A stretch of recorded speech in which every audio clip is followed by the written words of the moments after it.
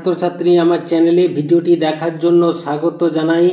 তোমরা যারা অষ্টম শ্রেণীতে ফার্স্ট সামাটিক পরীক্ষা দেবে অর্থাৎ প্রথম পার্বিক মূল্যায়ন দেবে, তাদের জন্য বাংলা এবং বাংলা ব্যাকরণ থেকে গুরুত্বপূর্ণ 40টি এমসিকিউ এবং তার উত্তর নিয়ে আজকের ভিডিওতে হাজির হয়েছি। আশা করি ভিডিওটি শুরু থেকে শেষ পর্যন্ত মনোযোগ সহকারে দেখবে, তাতে অনেক উপকৃত হবে। যে প্রশ্নগুলো উল্লেখ করা হয়েছে ভিডিওতে, আশা করছি তার মধ্যে তোমরা কমন পেয়ে যাবে। প্রথম প্রশ্ন আমরা জানব একের দাগে, বোঝাপড়া কবিতাটি কোন কাব্যগ্রন্থের অন্তর্গত? উত্তর হবে খনিকা কাব্যগ্রন্থের অন্তর্গত। পরবর্তী প্রশ্ন দুয়ের দাগে, চন্দ্রগুপ্ত নাটকের ঘটনাস্থল উল্লেখ করো বা কোথায় ছিল? উত্তর হবে সিন্ধু নদ তট, সেখানে চন্দ্রগুপ্ত নাটকের ঘটনাস্থল ছিল। পরবর্তী প্রশ্ন তিনের দাগে, অনেক হিন্দু মহিলা বইটি পড়েছেন, বইটির নাম কি ছিল? উত্তর হবে মাইকেল মধুসূদন দত্ত রচিত বইটির নাম ছিল মেঘনাদবধ কাব্য। চারে থেকে প্রশ্ন, ডিমের ডালনার কটা বেজে গেল? উত্তর হবে ডিমের ডালনার 12টা বেজে গেল। পরবর্তী প্রশ্ন পাঁচের দাগে, রাজকৃষ্ণ পালিতের মেয়ের নাম কি ছিল? উত্তর হবে মেয়ের নাম ছিল আশালতা।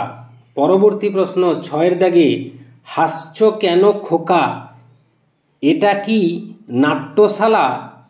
উত্তর কার উক্তি এটি ছিল? উত্তর হবে প্রসন্ন গুরু মহাশয়ের এই উক্তি ছিল। ছয় থেকে প্রশ্ন, আরব জাতির সঙ্গে কার সংগ্রাম হয়েছিল? খুবই গুরুত্বপূর্ণ প্রশ্ন। উত্তর হবে আরব জাতির সঙ্গে মুরদের সংগ্রাম হয়েছিল। সাতের দাগে প্রশ্ন, চন্দ্রগুপ্ত নাটকের কাল ছিল কখন? উত্তর হবে সন্ধ্যা।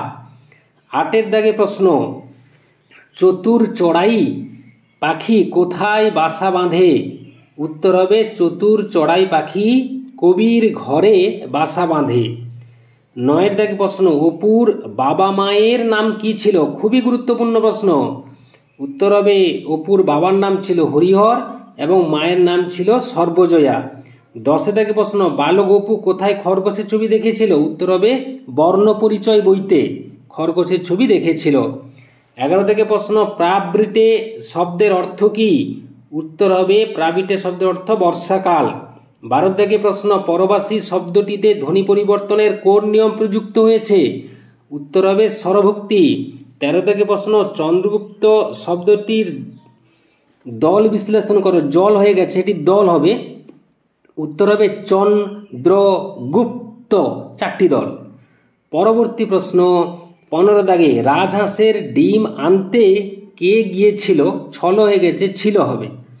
উত্তর হবে পেলা রাজহাঁসের ডিম আনতে গেছিল।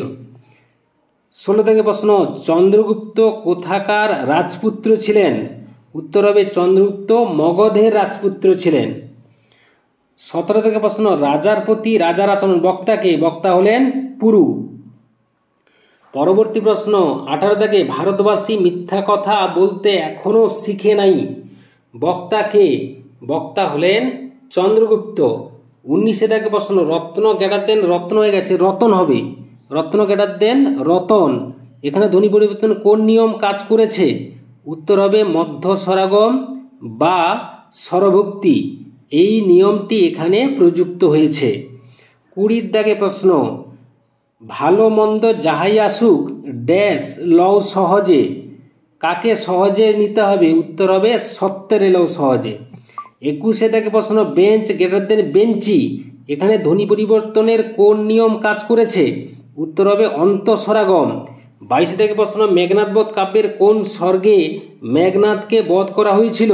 উত্তর হবে ষষ্ঠ স্বর্গে মেঘনাদকে বধ করা হয়েছিল। পরবর্তী প্রশ্ন 23 দাগে, ব্যাকরণ শব্দটিতে কয়টি দল আছে? উত্তর হবে দল বিশ্লেষণ করলে ব্যাকরণ, এখানে 3টি দল আছে। 24 থেকে প্রশ্ন, ব্যাকরণের দল শব্দটির অর্থ কি? উত্তর হবে অক্ষর। ভারতবর্ষ শব্দটির দল বিশ্লেষণ করো, ভাব হবে না, ভা হবে, ভা হাইফেন রথ হাইফেন বর হাইফেন স, 4টি দল হবে। পরবর্তী প্রশ্ন 26 থেকে, পথের পাঁচালী উপন্যাসের শুরুতে কোন গ্রামের নাম উল্লেখ করা হয়েছে? উত্তর হবে পথের পাঁচালী উপন্যাসের শুরুতে গ্রামের নাম ছিল নিশ্চিন্দিপুর। আর 87 থেকে প্রশ্ন, কবি মাইকেল মধুসূদন দত্ত ঈশ্বরচন্দ্র বিদ্যাসাগর মশাইকে কবে চিঠি লিখেছিলেন? খুবই গুরুত্বপূর্ণ প্রশ্ন। উত্তর হবে 3রা নভেম্বর 1864 খ্রিস্টাব্দ। 88 থেকে প্রশ্ন, তাহারে বাদ দিয়েও দেখি কি দেখা যায়? উত্তর হবে বিশ্বভুবন মস্ত ডাগর। এরপরে আমরা 29 থেকে প্রশ্নে চলে যাব। বিধির সঙ্গে বিবাদ করে মানুষ কি করে? উত্তর হবে মানুষ নিজের পায়ে কুড়ুল মারে। 30 থেকে প্রশ্ন, আমাদের জাতীয় ধর্ম এই, জাতীয় ধর্মটি কি ছিল? উত্তর হবে প্রাণান্ত ও সর্বশান্ত হলেও অতিথির কোনো ক্ষতি তাঁরা অর্থাৎ আরব জাতির মানুষেরা করেন না। এটাই ছিল তাদের অর্থাৎ আরব জাতীয় মানুষদের জাতীয় ধর্ম। এরপরে আমরা চলে যাব 31 দাগের যে প্রশ্ন। তার আগে বলি, ভিডিওটি ভালো লাগলে একটা লাইক করে দিও, শেয়ার করে দিও। চ্যানেলে নতুন হয়ে থাকলে চ্যানেলটি অবশ্যই সাবস্ক্রাইব করে চ্যানেলের পাশে থাকো। আশা করছি এই ভিডিওটি তোমাদের বেশ উপকারে আসতে চলেছে, কাজেই পরবর্তী প্রশ্নগুলো মনোযোগ সহকারে দেখো। 31 থেকে প্রশ্ন, অদ্ভুত আতিথেয়তা আখ্যানটি কোন গ্রন্থের অন্তর্গত? উত্তর হবে আখ্যান মঞ্জরি গ্রন্থের অন্তর্গত।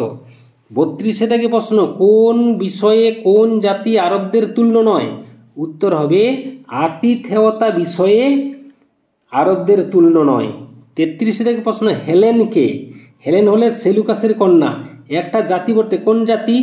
ভারতবাসীর কথা বলা হয়েছে। 35 থেকে প্রশ্ন, বনভোজনের ব্যাপার গল্পে দলপতির নাম কি? উত্তর হবে টেনিদা। 36 থেকে প্রশ্ন, পিকনিকে কত টাকা চাঁদা উঠেছিল? খুবই গুরুত্বপূর্ণ প্রশ্ন। উত্তর হবে 10 টাকা 6 আনা। 37 থেকে প্রশ্ন, সবুজ জামা কবিতাটি কোন কাব্যগ্রন্থের অন্তর্গত? উত্তর হবে উলু খড়ের কবিতা নামক কাব্যগ্রন্থের অন্তর্গত। এরপরে আমরা চলে যাব 38 দাগের প্রশ্ন। সেটি হচ্ছে, এখানে 37 দুবার হয়ে গেছে। মধুসূদন দত্ত রচিত 3টি চিঠির তর্জমা করেছেন কে? উত্তর হবে সুশীল রায়। 38 থেকে প্রশ্ন, বাঘের বিক্রম সম মাঘের হিমানী উক্তিটির মূল রচয়িতাকে? উত্তর হবে ভারতচন্দ্র রায়। 40 থেকে প্রশ্ন, পরবাসী কবিতায় কবি পলাশের ঝোপে কি দেখেছেন? উত্তর হবে বন ময়ূরের কত্থক বা আনন্দ নৃত্য কবি দেখেছেন। এই ছিল আজকের ভিডিও। আশা করি ভিডিওটি ভালো লেগেছে। ভালো লাগলে অবশ্যই একটা লাইক করে দাও, শেয়ার করে দাও। নতুন হয়ে থাকলে চ্যানেলটা অবশ্যই সাবস্ক্রাইব করে চ্যানেলের পাশে থাকো। ভিডিওটি এতক্ষণ ধরে দেখার জন্য ধন্যবাদ রইল।